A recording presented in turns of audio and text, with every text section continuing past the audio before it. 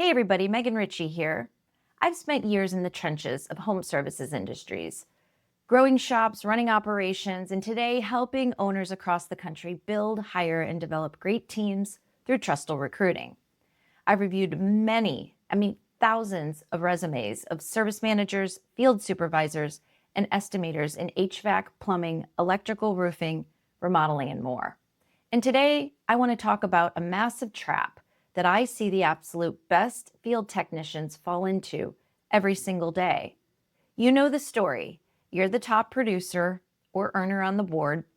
You can diagnose a ground fault by listening to a panel or install a multi-zone heat pump with your eyes closed, even sweat copper pipe in a crawl space faster than anyone else on the team. So the owner or GM comes up to you on a Friday afternoon and says, "Hey, you're a rock star. Our service manager just left and we want you to step up and run the department." You accept. You get a little bump in pay, maybe a shiny new title on your email signature, and 3 months later, you are completely miserable. Why? Because nobody told you that running the job you just took had almost nothing to do with the job you used to do. When you're in the field, your job is logical and probably simple for you. Find a broken piece of equipment, figure out what's wrong with it, fix it, collect the check, and roll to the next house. The compressor doesn't talk back. The main drain line doesn't call in sick on Monday morning often. And a panel doesn't get a bad attitude because it got assigned a tight crawl space job. You get the gist. The second you step into leadership, your entire world changes. You have to undergo a massive mindset shift. You are no longer in the business of fixing equipment. You are in the business of coaching people. Let's really break this down because this is where 80% of brand new service managers crash and burn.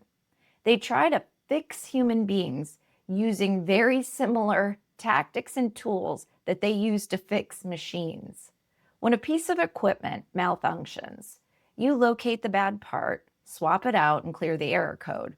But when a junior tech struggles on a call, you can't just swap them out. When making the shift from fixer to coach, your definition of success flips upside down. Your personal success is no longer measured by what you can do with your hands. It is measured entirely by what your team can do when you are not standing next to them or doing it for them. The coach's golden rule. If you spend your entire week putting out fires, running out to bail out techs on a call, and fixing their mistakes, you aren't running a department. You're just a firefighter with a title. Think about a head coach in professional sports. A football coach doesn't run onto the field on the 3rd and 10 and snatch the helmet off the quarterback and throw the pass himself. If he does, he's going to get thrown off the field. His job is to stand on the sideline, analyze the play, and give his quarterback the tools, training, and confidence to make the throw.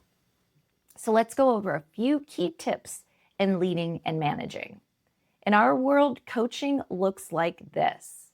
Instead of giving your techs the answer the second they call you from the field, you ask them, what have you tested so far, and what does your diagnostic tree tell you?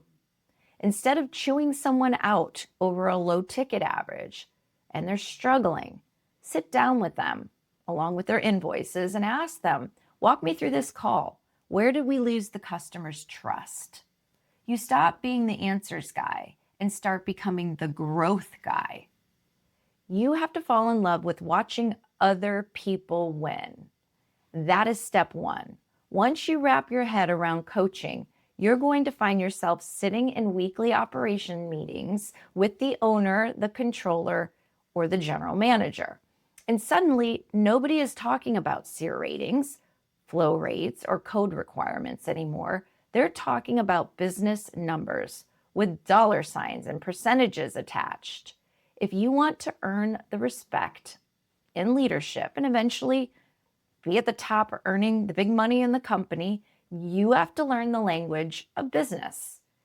You don't need an accounting degree, but you must master these 3 core metrics. Number 1, gross margin. This is the lifeblood of any trades business. Gross margin tells you how much money is left after paying for the direct costs of getting the work done. If your shop bills, let's say $10,000 for a system replacement or something, but equipment, materials, and installer pay cost $6,000, your gross profit is $4,000 or 40%. If your margin drops too low, the company can't pay for other expenses like the building, the software, the gas, or even your salary. As a manager, you protect margin by making sure techs aren't wasting materials, underquoting jobs, or giving away discounts that haven't been approved. Number 2, efficiency or productivity. Efficiency measures how much of the time you pay your techs. It's actually what are you paying them in terms of billable hour revenue. If you pay a tech an 8-hour day, but they spend 3 hours driving to supply houses, 1 hour at lunch, and 1 hour waiting on dispatch, they are only billed 3 hours. That's a 37 or so efficiency. Your job as a coach isn't to whip them, though, into shape to drive faster. It's to eliminate roadblocks. Our stock kits prepared? Is dispatching them logically? Efficiency from going from 50 to 70% can save a company tens of thousands of dollars in profit without adding a single dollar of overhead.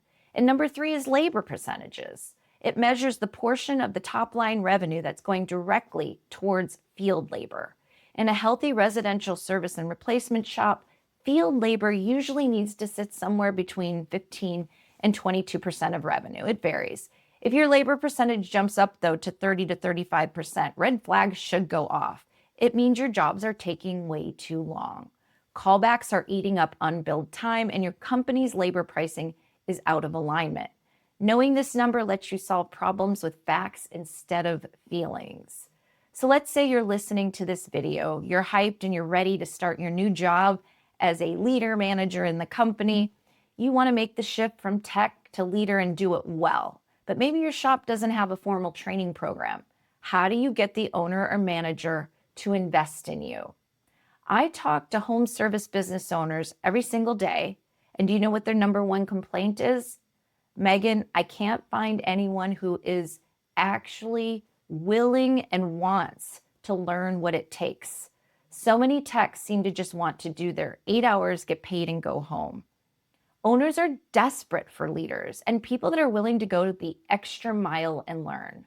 But you can't just walk into the front office and say, hey, I'd like to be a manager someday. Will you pay for me to go to a management class?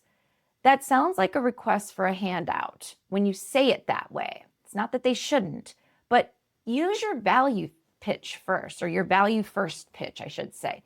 Frame your growth as an investment that will make the business more profitable. Here's a script you can use word for word in your next one-to-one. And I say word for word, you can make it your own, but here we go. Hey, I love working here and I want to help us grow. I noticed that some of our newer techs are struggling with their callback rates and diagnostic times, and I've really enjoyed helping them out in the field where I can. Now I want to learn how to properly coach and manage people so I can help elevate our whole field team. I found this online service management course that covers operational coaching and team communication. If the company would be willing to sponsor this training, my goal is to apply those strategies directly to our field guys, specifically aiming to bring our department's labor percentage down and cut callbacks by 15% over the next 2 quarters. Can we sit down and look at what it would take to make this happen? So look at what you just did. You didn't demand a promotion or say they have to pay to make you better. You offered a solution to their biggest headaches that would bring ROI. So callbacks, labor costs, and retention, they are owners' biggest headaches. You showed up thinking like an owner, not just like a worker. The skilled trades are changing faster than ever. The companies that are going to win over the next decade aren't the ones with the flashiest wrap on their vans. They're the ones with the best coached, most supported teams on the street. If you can take your eyes off the broken machine in front of you, look up, and start investing in the person holding the wrench, your career in home services will have zero ceiling. Put down the wrench and start thinking like a coach. I'm Megan Ritchie. Thank you for what you do every day to keep America running. Now go out there and build something great.